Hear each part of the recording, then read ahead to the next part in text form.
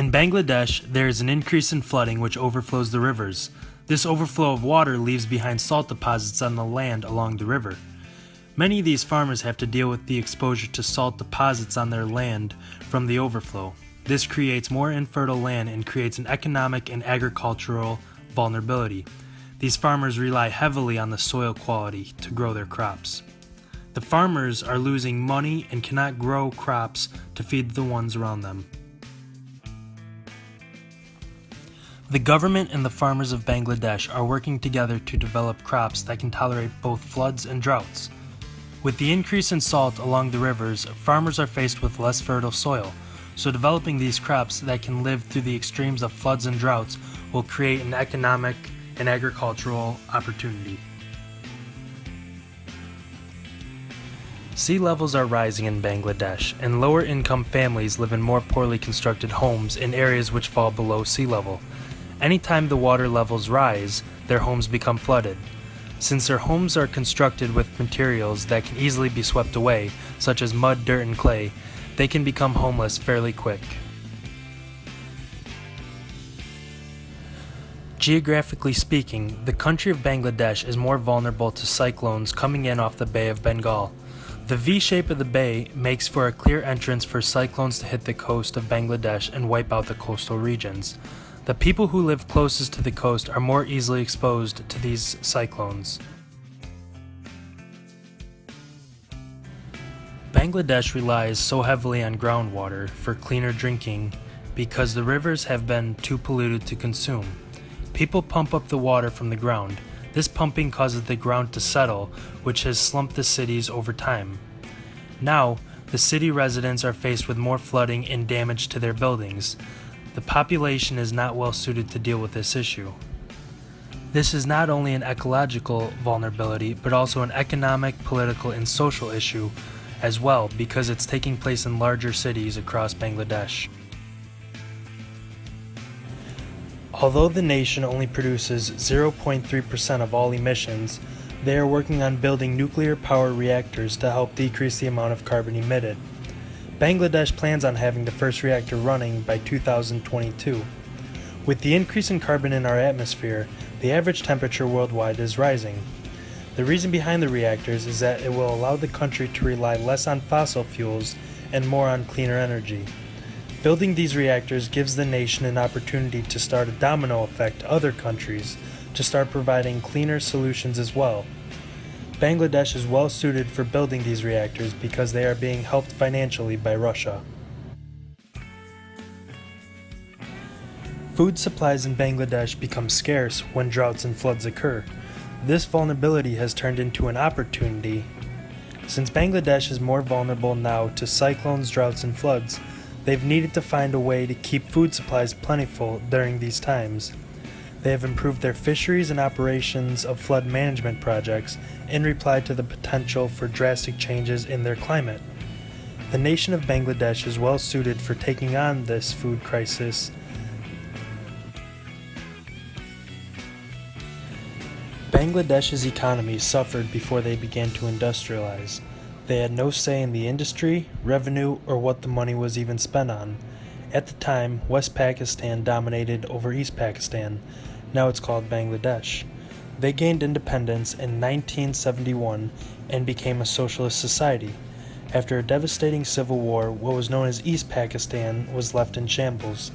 Nearly one-third of the country was destroyed by either cyclones or the civil war. The country relied on jute, a textile, as its main export. With the accumulation of both the destroyed land and the aftermath of the war, it was difficult for Bangladesh to keep up with the supply of jute. Once Bangladesh began to industrialize, many people needed to find jobs, so citizens moved to the cities. This caused the country to take down more and more forests.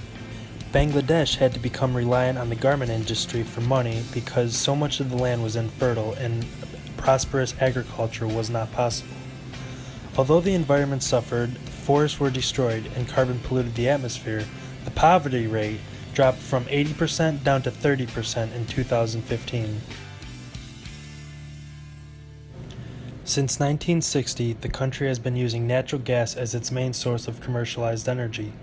Bangladesh only produces about 0.3% of the total emissions of the world. Back in 1990, the carbon emission of Bangladesh was around 60 million metric tons of carbon dioxide equivalent, and more than doubled over the next 20 years. For example, in 2010, Bangladesh only produced 130 million metric tons of CO2 as compared to the US's 6,867. That makes the US produce more than 53 times as much CO2 as Bangladesh does. Between natural disasters, floods, deforestation, and urbanization, the nation is faced with a significant decrease in wildlife. Within the last 20 years, more than 50% of the country's forestry has been taken down. Not to mention, only 6% of the land is actually covered by forests today.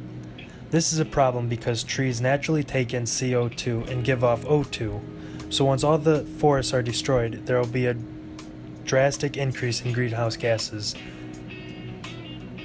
With the garment industry ramping up and megacities like Dhaka popping up across Bangladesh, urban areas has become flooded with population and the need for buildings is at its pinnacle.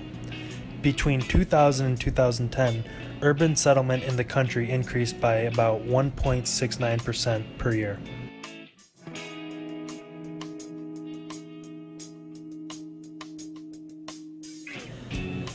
The United Nations Framework Convention on Climate Change, better known as the UNFCCC, has a goal to help stabilize gases emitted in the atmosphere that will mitigate dangers of the changes in the climate.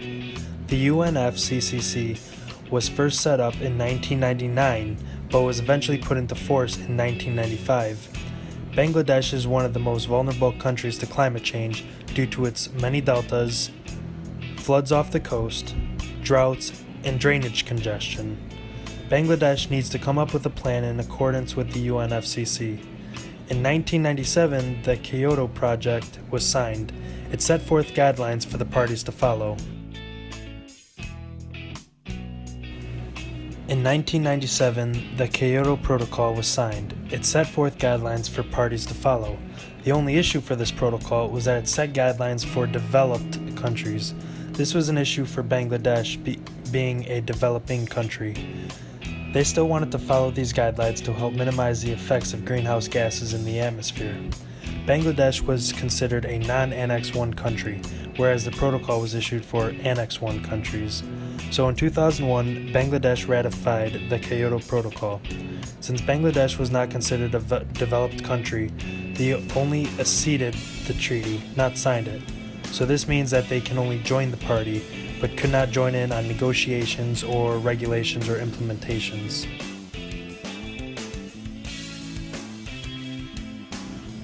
In the mid-2000s, Bangladesh came up with multiple plans to set forth a decline of their own use of fossil fuel burning and decrease the effects of climate change.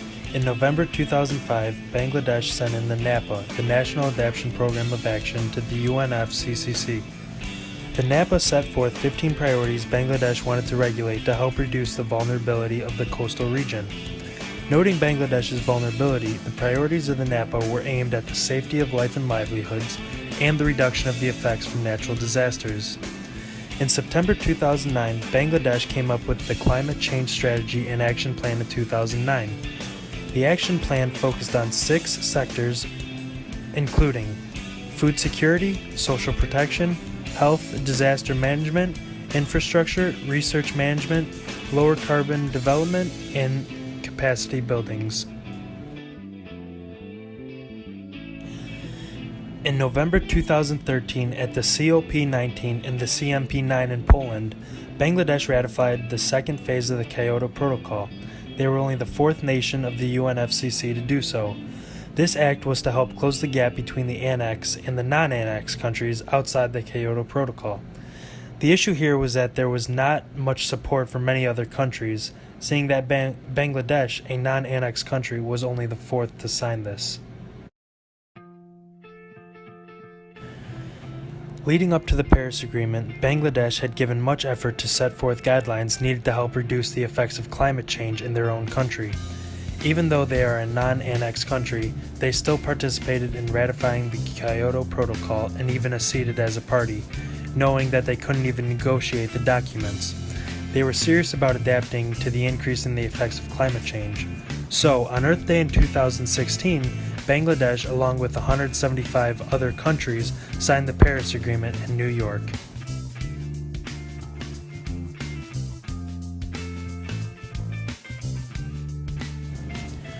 From rising sea levels to sinking cities, the country cannot afford to see any more climate increases. First, they can start by investing in a water purifying system, which will allow them to drink cleaner water and not have to pump groundwater. Next, they can focus on switching factories over to using natural gas as their main source of energy. They can also invest in a way for the country to be better prepared for disaster. This would increase the chance of human survival in the occurrence of cyclones, flash floods, etc. The 2 nuclear power plants that Bangladesh wants to make will take about $500 million. Bangladesh plans to have the first one built by 2022. The funds for the project are being supplied by a Russian loan. These nuclear power plants will provide a cleaner energy that Bangladesh will be able to use and cut back on the amount of carbon emitted in the atmosphere. The social concern about building these plants will be who has to pay for them. The citizens of Bangladesh will need to pay back this incredibly high loan back to Russia. The last, yet most expensive recommendation is to create a program that will create cyclone shelters across the country and create selected drainage systems. This project will cost nearly $5 billion. The benefits of this program are enormous, but the costs match it. The social concern for this project will be that these shelters will need to be in elevated areas and the people will need to travel to these shelters. Also, families will need enough time to hear about the floods and cyclones so they can be prepared to move to these areas instead of getting hit by the storm. To improve the efficiency of families hearing about the incoming cyclones sooner, Bangladesh plans on investing in strengthening the forecast system and disaster management, which will cost nearly $500 million over 2 years.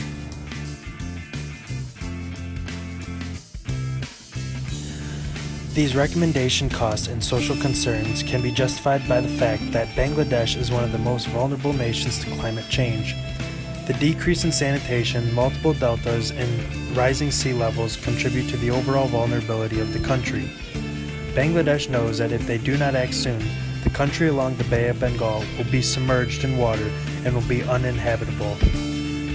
They have taken the initiative. Even though they cannot partake in the Kyoto Protocol, they still have made the NAPA and the Strategy Plan of 2009 to help slow down the effects of the greenhouse gases. They have even taken out a loan from Russia to help build nuclear power plants.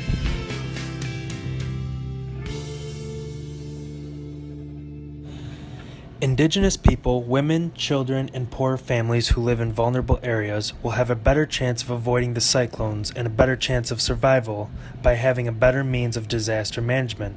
These people will be able to seek shelter in the cyclone shelters quicker than before, when they hardly had any time to react to the storm. One of the pressing issues of this recommendation is the financial aspect. Bangladesh's citizens will be paying for this loan and to help improve the disaster management, and most of these vulnerable groups struggle financially.